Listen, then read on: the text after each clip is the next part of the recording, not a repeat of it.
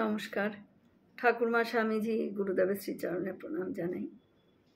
আজ মাকে নিয়ে একটি কাহিনী শোনাই। শ্রী শ্রী মায়ের সমাধিভূমির উপর নির্মিত মন্দিরে জৈনিক মহিলা প্রণাম করে সারদা দেবীর ছবির দিকে তাকিয়ে আছেন। সঙ্গে আঁচল ধরে তার শিশুকন্যাটিও তাই করছিল।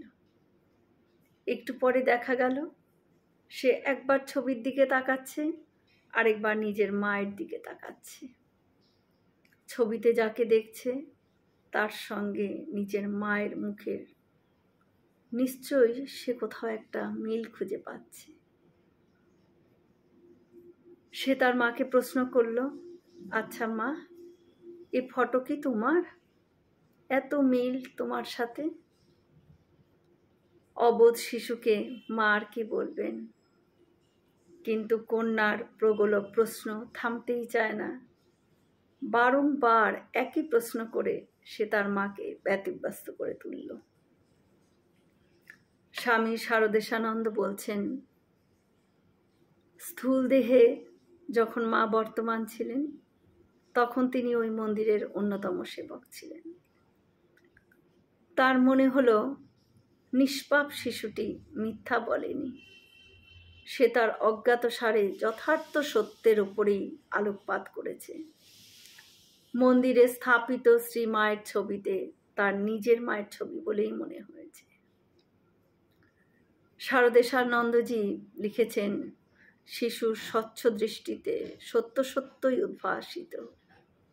এই মাই তো সকল মায়ের অন্তরে।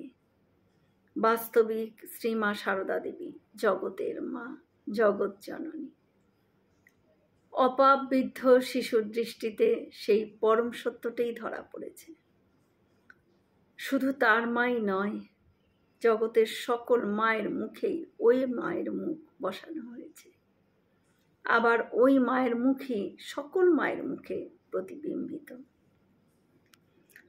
মায়ের জীবনযাপন ছিল সরল অনাড়ম্বর, অথচ ব্যঞ্জনায় দুরবগাহী। একটি সন্তানকে গর্ভধারণ না করেও তিনি অগণিত সন্তানের সত্য সত্য জননী হয়েছিলেন। জয় মা শারদা। আমরা সকলে মিলে একসাথে বলি, জয় মহামায় কি জয়, জয় ভগবান শ্রী শ্রী রামকৃষ্ণ দেব কি জয়, জয় স্বামীজি মহারাজজি কি জয়। হয়তো অনেক ভুল ত্রুটি হলো, ঠাকুর যেন আমায় ক্ষমা করে দেন। সকলে সুস্থ থাকবেন, আনন্দে থাকবেন।